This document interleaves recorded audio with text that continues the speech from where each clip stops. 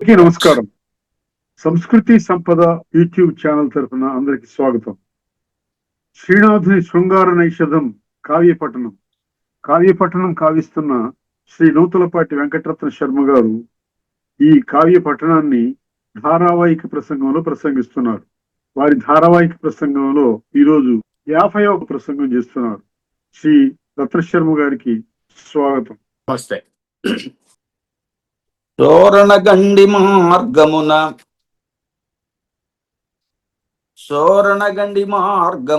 చొచ్చిన సన్నని గాలి, శోరణగండి మార్గమున చొచ్చిన సన్నని గాలి, ఒక అంభోరుహ పత్రనేత్ర నును పొంకపు చన్నుల మీది సనపుంచీర చరంగు వాయగిల చేసిన విశ్వధరాతలేశ్వరుండోరయునొచ్చే పాప భయముంది నిజానన చంద్రబింబము.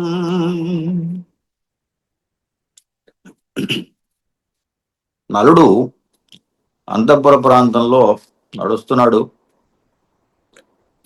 ఆ నడిచేది కనపడకుండా నడుస్తున్నాడు కాబట్టి ఆయన అందరికీ కనిపించటం లేదు. సరే, మరి తానందరినీ చూడగలుగుతున్నాడు, తనని ఎవరు చూడలేకపోతున్నారు అని చెప్పుకుందాం. కాబట్టి అక్కడ ఉన్నటువంటి అనేక విషయాలు ఆయన చూసినవి ఇక్కడ నా కవి చెబుతున్నాడు కొన్ని. అందులో శోరణగండి మార్గమున అంటే కిటికీ దారికుండా అని పదం చూడండి, ఎంత విలువైన పదం. దాదాపుగా ఎక్కడ మనకు ప్రయోగాల్లో ఉండదు, అంత తేలిక దొరకదు. శోరణగండి మార్గమున, కిటికీ దారి నుండి వచ్చినటువంటి సన్నని గాలి ఒక్క అంబోరుహ పత్ర నేత్ర నునుపొంకపు చన్నుల మీది సన్నపుంచీర జరంగు వాయిగల చేసిన. అక్కడ ఒక అంబోరుహ పత్రనేత్ర, ఒక స్త్రీ, ఆమె యొక్క చన్నుల మీద ఉన్నటువంటి సన్నపు వల్లె వాటు చీర వస్త్రం, అది పాయగల చేసిన, కొంచెం తొలగేటట్టు చేసిందట. సన్నని గాలి కిటికీలోంచి వీచింది. ఆ గాలికి ఆమె స్తనాల మీద ఉన్నటువంటి బయట చెరువు కొంచెం పక్కకు జరిగింది. సన్నపుం చీర జరంగు వాయగల చేసిన, పోగొట్టే అక్కడి నుంచి జరిగేటట్టు చేసింది గాలి. అప్పుడు విశ్వధరాతలేశ్వరుడు నలమహారాజు ఓరయొనొచ్చే పాప భయముంది నిజానన చంద్రబింబము. పాపభీతితోటి నిజానన చంద్రబింబమును, చంద్రుని వంటి మోముని అని, తన యొక్క చంద్రుని వంటి మోముని పాప భయంతో ఓరయొనొచ్చన్, ఒక పక్కగా తల తిప్పాడు. ఓరయొనొచ్చన్, ఒక పక్కగా తల తిప్పాడు అంటే చూడకుండా. చూస్తే పాప భయం వస్తుంది అనుకున్నాం కదా, అందువల్ల చూడకుండా తల తిప్పుకున్నాడు. శోరణగండి మార్గమున చొచ్చిన సన్నని గాలి ఒక్క అంభోరుహ పత్రనేత్ర, అంభోరుహము పత్రనేత్రము, పద్మముల యొక్క దళం, రేకులాగా విశాలమైనటువంటి నేత్రాలు, అంబోరుహ పత్రనేత్ర. అది కవి సమయం, సాధారణంగా స్త్రీల వర్ణంలో వాడేది, అందువల్ల ఇక్కడ స్త్రీ అంటే. ఒకరు నును పొంకపు చన్నుల మీది సన్నపుంచీర, సన్నని పైన ఉండేటువంటి చీర వస్త్రం, వల్లెవాటు చీర చెరంగు వాయగిల చేసిన పాయగిల చేసిన, అక్కడి నుంచి తొలగేటట్టు చేయటం చేసిన. విశ్వధరాతలేశ్వరుండు ఓరయునచ్చే పాప భయముంది నిజానన చంద్రబింబము, భయంతో తల పక్కకు తిప్పుకున్నాడు అని ఆ అందమైన ముఖాన్ని నిజానన చంద్రబింబము, తన యొక్క ఆనన బింబము అది చంద్రుని వంటిది, అటువంటి ముఖాన్ని పక్కకు తిప్పుకున్నాడు. చూస్తే పాపభయం వస్తుంది. అతని సమస్య ఎలా ఉందంటే చూస్తే పాపభయం కలుగుతుంది, అలా అని చూడకపోతే నడవలేడు కదా, కళ్ళు మూసుకుని తిరగలేడు కదా. అలా ఆయన అవస్థ పడుతున్నాడు ఆ అంతఃపురంలో. పాపం వాళ్ళకు కూడా తెలియదు అక్కడ ఒక మనిషి ఉన్నాడని, ఆయన తిరుగుతున్నాడని వాళ్ళకు కూడా తెలియదు. తిరస్కరణి విద్య తోటి తిరుగుతున్నాడు కాబట్టి. ఇరులు గెలిచిన అంతఃపురేందు ముఘుల కురులు మరుడను వేటగాడురులు చేసి మరులు గొలపంగలేడయ్య మనుజ విభుని నరులు లేని సరులు లేని దృక్కంజన శాపకములా. ఇరులు గెలిచిన అంతఃపురేందు ముఖుల కురులు, ఇక్కడ చీకట్లను గెలిచినాయట ఆ అంతఃపురంలో ఉన్న స్త్రీల యొక్క కురులు, జుట్టు వెంట్రుకలు. అవి తుమ్మెదలతోటి రకరకాలుగా పోలుస్తూ ఉంటారు కదా, నల్లగా ఉండడం కోసం, బాగా నల్లగా ఉన్నాయని చెప్పడం కోసం. ఇక్కడ చీకట్లను గెలిచినాయి అని చెప్పాడు ఆయన. ఇరులు గెలిచిన, చీకటి కూడా నల్లగా ఉంటుంది, అందువల్ల వెంట్రుకలను నలుపుతో పోల్చాలి కాబట్టి ఇక్కడ ఇరులతో పోల్చాడు. ఇరులు గెలిచిన అంతఃపురేందు ముఘుల కురులు మరుడను వేటగాడురులు చేసి, మరుడు అనే వేటగాడు, మన్మధుడు అనే వేటగాడు వాటిని ఉరులు చేసి వాటిని వలలుగా చేశాడు. ఉరులు చేసి మరులు గొలుపంగలేడయ్య మనుజ విభుని, ఆ వెంట్రుకలని ఉరులుగా చేసి కూడా మన్మధుడు ఈ రాజుని, నలుణ్ణి, రాజు యొక్క మనసులో మరులు గొలపలేకుండా ఉన్నాడు అని, మన్మథ భావాన్ని ప్రేరేపించలేకపోతున్నాడు అని. ఆ రకంగా మన్మధుడికి ఓటం ఎదురే, అంతే కదా. ఇరులు గెలిచిన అంతఃపురేందు ముఘుల కురులు మరుడను వేటగాడు ఉరులు చేసి మరులు గొలపంగలేడయ్య మనుజ విభుని, మనుజ విభుని ఏ రకంగానూ మోహపెట్టలేకపోతున్నాడు అని. సరులు లేని దృక్కంజన శాపకములా, సరులు లేని దృక్కంజన శాపకములు అంటే దృక్కంజన శాపకములు, దృక్కులు అనేటువంటి దృక్కంజన శాపకములు. ఈ ఖంజన శాపకములు వంటి దృక్కులు, ఖంజన శాపకముల వంటి దృక్కులు, అటువంటి చూపుల చేత అని. దృక్కంజన శాపకములు అంటే నేత్రాలు అనేటువంటి దృక్, ఖంజన శాపకములు. శాపకములు అంటే పిల్లలు, ఖంజన అంటే కాటుక పిట్టలు. కాటుక పిట్టల యొక్క పిల్లల్లాగా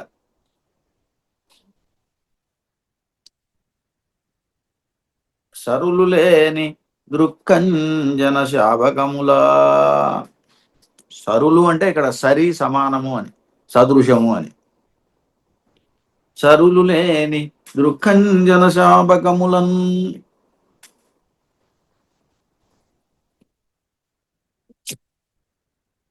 కష్టపు ప్రత్యవాయమిది,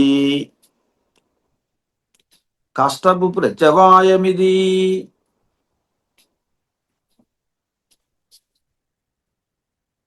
కల్గుచునున్నది మీలన క్రియా స్పష్ట విలోకనంబులన్ అపాంగపు చూపు అనురాగ విక్రియా పుష్టికరంబు అబాహ్య గృహభూమి ప్రచారము చేయుచోట నా దృష్టికి మార్గము ఉండుగలదే అని చింత వహించే రాజదన్. ఇదిగో ఆయన లోపల మదన పడసాగాడు. ఏమిటి మదన పడుతున్నాడు?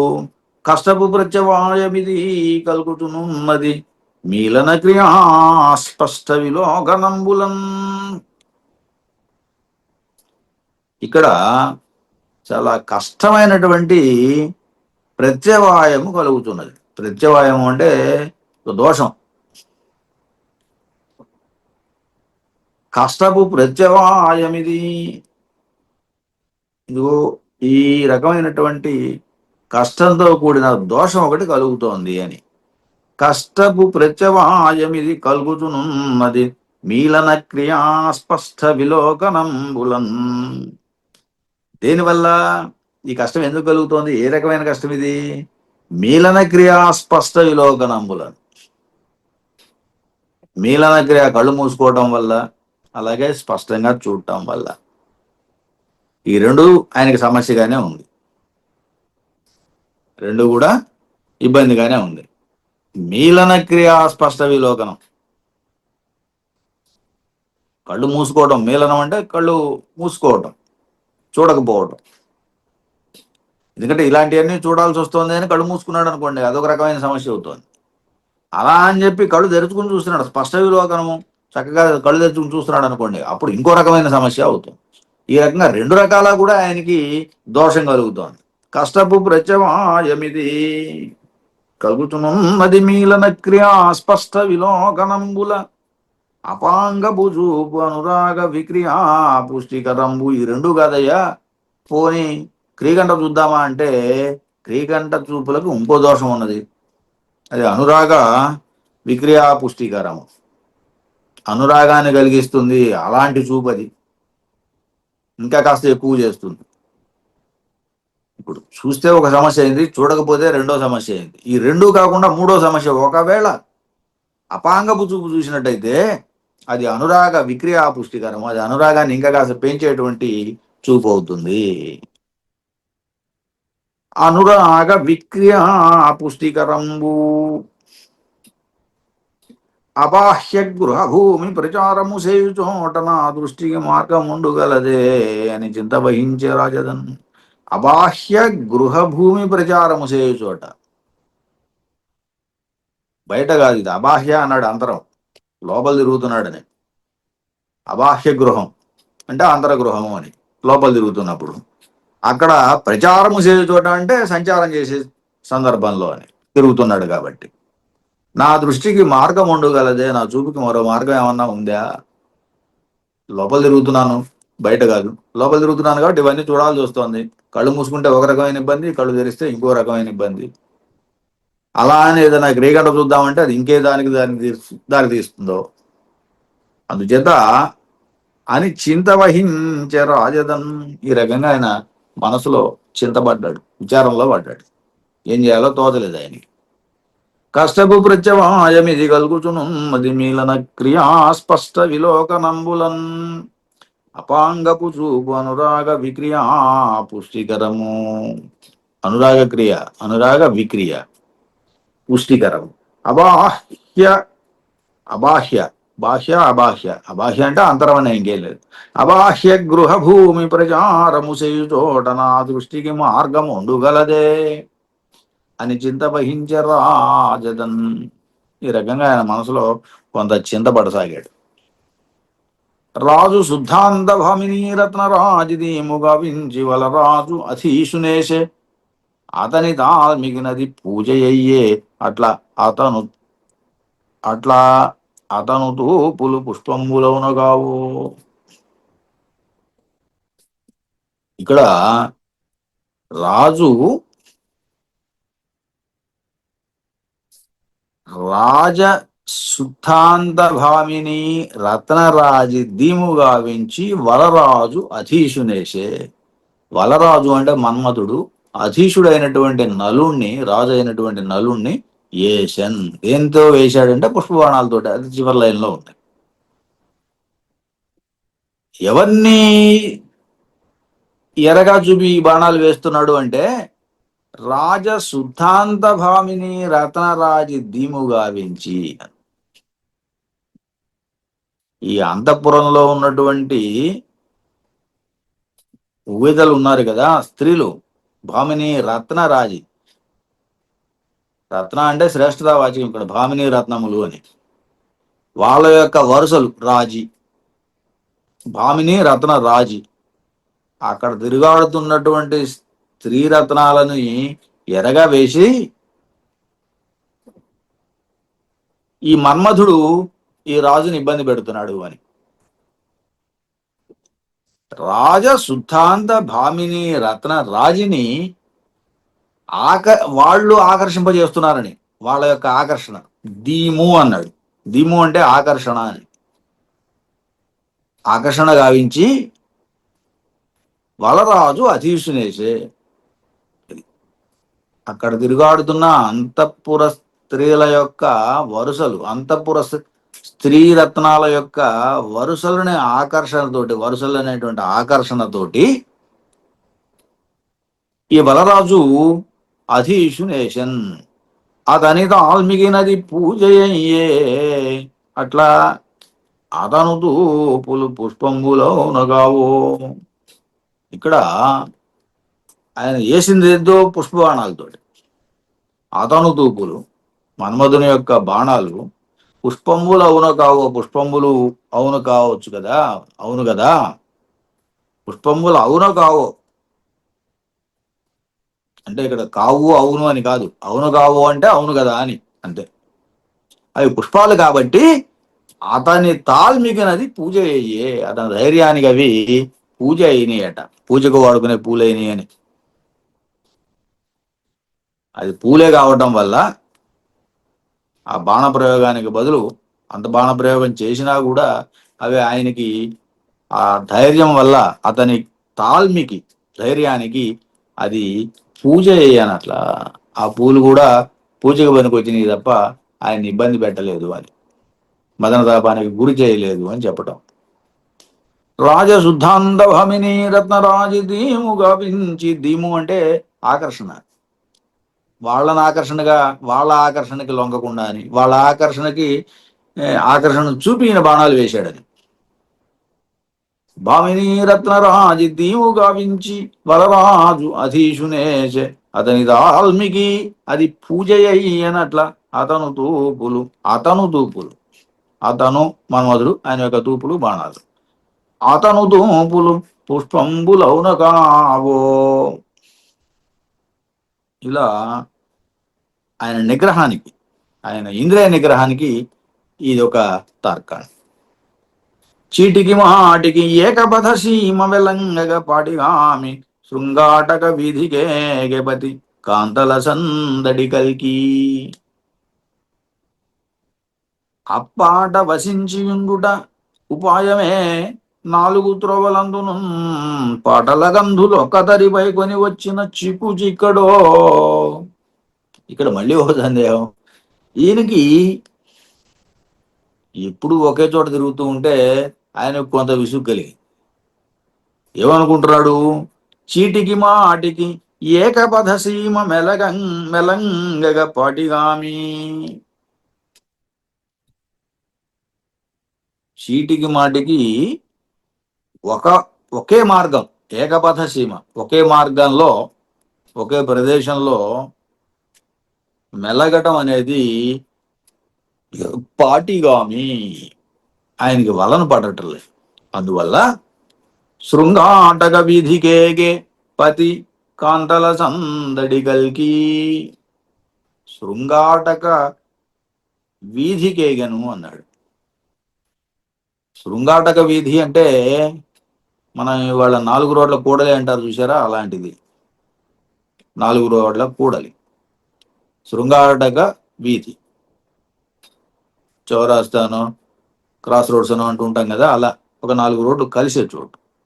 అక్కడికి వెళ్దాం అనుకున్నాడు. శృంగాటక వీధికే పతి ఏగెను, వెళ్ళాను.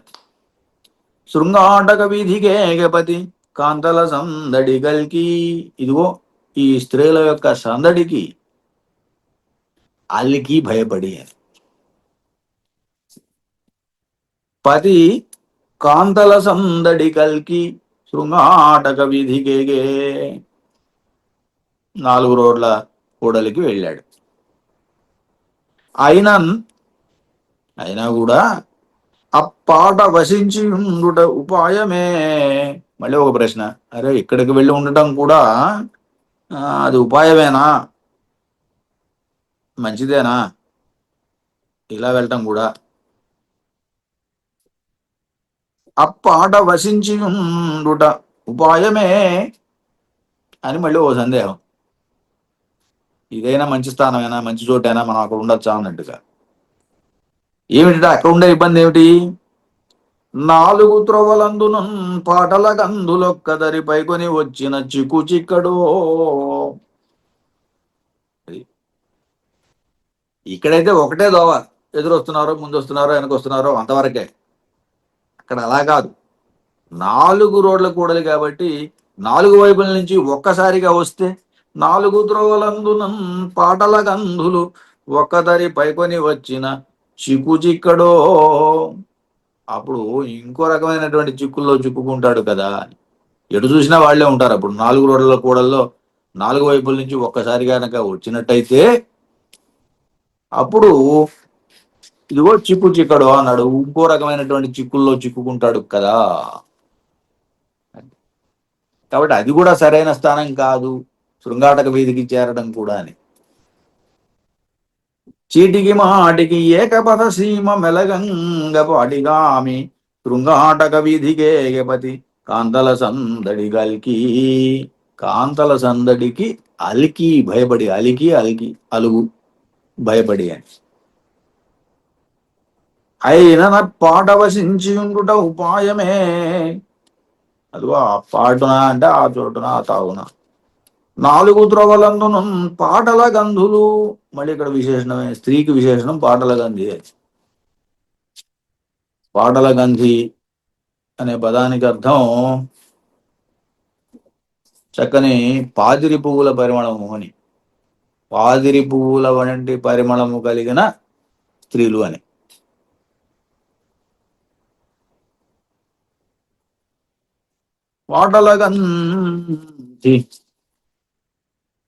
పాటల గంధులు ఒక్కదరి పైకొని వచ్చిన చిక్కు చిక్కుడో. అలా గనక వాళ్ళు వచ్చినట్టయితే ఇరుక్కుంటాడు కదా అని. అంతే, అదో రకమైన ఇరుక్కుంటాడు కదా, ఒక ఇబ్బంది పడతాడు కదా అని. ఊరబడి నేగు చోటనొక యుగ్మలి, ఊరబడి నేగు చోట ఒక యుగ్మలి ఒల్లెచరింగు మేదినీశ్వరుని భుజా విభూషణము వజ్రములందవులంగ బారినం విరిశను నివీ బంధము అది విస్మయమందగా తోడి భామినల్ పరిహసనంబునర్ప పది పాపభయంబున కంపముందగన్. అవాంఛితమైనటువంటి సంఘటనలు ఇలా అనేకం జరుగుతున్నాయి. ఇక్కడ మరొక సంఘటన జరిగింది. ఏమిటిది? ఉరవడినే కూచోట ఒక యుగ్మలి, ఒక స్త్రీ కొంత వేగంగా వెళ్తోంది, వెనక ముందు చూసుకోకుండా పాపం. ఆ పరుగులో ఒల్ల జరంగు మేదినీశ్వరుని భుజా విభూషణము వజ్రములంద ఉలంగ బారినం విరిశను నిబంధము. ఆ వేగంలో ఆమె వల్లె పైట చెంగు పైన ఉండేటువంటి ఈ చెరగు వస్త్రం ఏమైంది? రాజుగారి భుజాల మీద ఉండేటువంటి ఆభరణాలకి తగులుకుంది. మేదినీశ్వరుని భుజ విభూషణము, అక్కడ వజ్రములు ఉన్నాయి, ఆ వజ్రములందు తగులంగా బారన్, ఆ వజ్రాలకి పట్టుకుంది, ఆ చెరగు పట్టుకున్నప్పుడు ఆమె వేగంగా వెళ్తోంది కదా. ఆమె ఒక దిశలో వెళ్తోంది, ఈయన ఒక దిశలో ఉన్నాడు. అది గట్టిగా పట్టుకుంది కాబట్టి ఆ వజ్రం దగ్గర విభూషణము భుజాలకు ఉండేటువంటి భూషణాలు పట్టేసినవి కాబట్టి ఆ వస్త్రం విరిశను నీవి బంధం ఊడిపోయింది.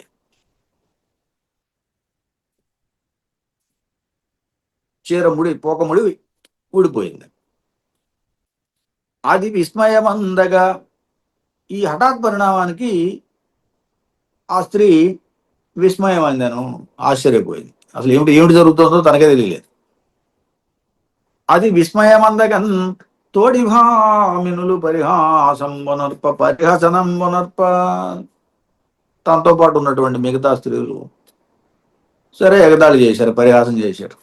పరిహసనంబునర్ప పతి పాప భయంబున కంపమందగన్, అనుకోని హఠాత్ పరిణామానికి, ఈ రకమైనటువంటి దీనికి రాజుగారు కూడా ఏమయ్యాడు, నలుడు కంపమొందగన్, అతి పాప భయంబున, పాప భయంతో ఒక్కసారి వణికిపోయాడు. ఇలా అనుకోని సమస్యలు సందర్భం ఎదురవుతున్నాయి. ఇరువురు నీల నీరజనివేక్షణలు ఇంచిన వేట్కతో పరస్పరమెదిరించి కాంచనపు బంతుల తచ్చన వాటులడగా ధరణిపుడడ్డమై చనుడు తద్భుజ దండము దాగి మిట్టి బిట్టురవడి చెండు కరమ్మరిన ఉబరిబోయిరి భామినీ జనులు. ఇక్కడేమైందంటే, సరే ఈ సందర్భం గడిచింది, మరో సందర్భంలోకి వచ్చాం. ఏమిటి ఇక్కడ? ఇరువురు నీల నీరజ నిభేక్షణలు. ఇరువురు నీల నీరజ నిభేక్షణ అంటే కలువలు అంటే కన్నులు కలిగిన వాళ్ళు అని. నీల నీరజం అన్నాడు కాబట్టి నల్ల కలువ, నల్ల కలువలు అంటే కన్నులు కలిగినటువంటి స్త్రీలు అని. ఇరువురు నీల నీరజ నిభ సమానమైన ఈ క్షణ చూపులు కలిగిన వాళ్ళు. ఇంచిన వేట్కతో, అతిశయించినటువంటి ప్రియమైనటువంటి కుతూహలం చేత పరస్పరం ఎదిరించి కాంచనపు బంతుల తచ్చన వాటులాడగా. కాంచనపు బంతులు, సంపెంగ పూల బంతులు. కాంచనము అంటే బంగారమే కాదు, ఇక్కడ సంపెంగ కూడా కాంచనం అని అంటాం. సంపెంగ పూల యొక్క బంతులతోటి వాళ్ళు ఆడుకుంటున్నారు. పరస్పరం ఎదిరించి కాంచనపు బంతులను తచ్చన వాటులాడగా, వాళ్ళు పరిహాసంతో తచ్చన వాటులు, తచ్చనము అంటే పరిహాసం, వాటులు అంటే వేటులు, తచ్చన వాటులు పరిహాసంతో ఒకళ్ళనొకళ్ళు వేసుకుంటున్నారు, ఆ బంతులతోటి కొట్టుకుంటున్నారు. కాంచనపు బంతుల తచ్చన వాటులాడగా, ఆటే, కోపాలయం కాదు, కోపంతో కొట్టుకుంటున్నది కాదు. కాంచనపు బంతుల తచ్చన వాటులాడగా ధరణిపుడు అడ్డమై జనుడు. ఆ సందర్భంలో రాజుగారు నడుస్తున్నాడు కాబట్టి ఆయన అడ్డంగా వెళ్తున్నాడు. వాళ్ళకి కనపడలేదు కాబట్టి వాళ్ళు ఇసురుకుంటున్నారు. రాజుగారు కనపడాడు కదా అక్కడ. అది రాజుగారికి తగిలింది ఆ బంతి. తద్భుజ దండము తాకి, ఆయన భుజానికి తగిలి మిట్టి బిట్టురవడి, ఒక్కసారిగా ఎగిరి ఆ బాల్ మళ్ళీ గోడకేసి కొట్టిన బాల్ ఎంత వేగంగా వెనక్కి వస్తుందో అంతే వేగంగా వెనక్కి వచ్చింది.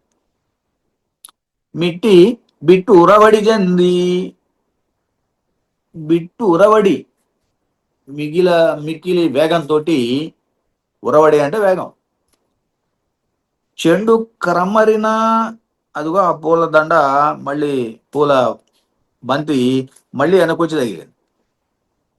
క్రమ్మరిన వెనకకు మరలుగా ఉబ్బరమో ఇరి భామిని జనులు. ఆ ఇద్దరు కూడా చాలా ఆశ్చర్యపోయారు అని. ఎందుకని? బంతి విసిరింది, అది అవతల ఇంకో స్త్రీ దగ్గరికి వెళ్ళాలి, కానీ అది వెళ్ళలేదు. మధ్యలో ఈయనకి తగిలి మళ్ళీ వెనక్కే వచ్చింది. అది వాళ్ళకి కనపడదు. మధ్యలో ఎవరో ఉన్నారు, ఆయనకి తగిలింది అనేది ఎట్లా తెలుస్తుంది? తెలియదు కదా. అదేంటి బంతి చివరి దాకా వెళ్ళకుండా మళ్ళీ వెనక్కి వచ్చింది అనేసరికి ఆశ్చర్యం కలిగింది. ఏది తగలకుండా వెనక్కి వచ్చినట్టు వాళ్ళు అనుకుంటారు, వాళ్ళకి కనపడదు కాబట్టి. బంతి ఇట్లా సగంలోనే మళ్ళీ వెనక్కి రావడం అనేది, అంతకు మించిన వేగంతో రావడం అనేది వాళ్ళ ఆశ్చర్యానికి కారణమైంది. అసలు జరిగింది ఏంటయ్యా అంటే, మధ్యలో నలుడు వెళ్తున్నాడు, నలుడు భుజానికి తగిలింది, అందువల్ల ఆ బంతి మళ్ళీ వెనక్కి వెళ్ళింది. ఇది అవస్థ. ఇరువురు నీల నీరజని వేక్షణలు ఇంచిన వేట్కతో పరస్పరం ఎదిరించి కాంచనపు పంతుల తచ్చనవాటులాడగా ధరణిపుడటమై జనుడు తద్భుజదండముదాగిమిట్టి బిట్టురవడిన్ చెండు కరమ్మలిన ఉబ్బరిపోయిరి పామిని జనులు. ఉబ్బరిపోవడం అంటే ఆశ్చర్యపోవడం. ఉం? స్వస్తి. మిగతాది రేపు చూద్దాం. శ్రీనాథుని శృంగార నైషధం కావ్య పఠనం ధారావాహిక ప్రసంగంలో ప్రసంగించిన శ్రీ నూతలపాటి వెంకటరత్న శర్మ గారికి ధన్యవాదాలు.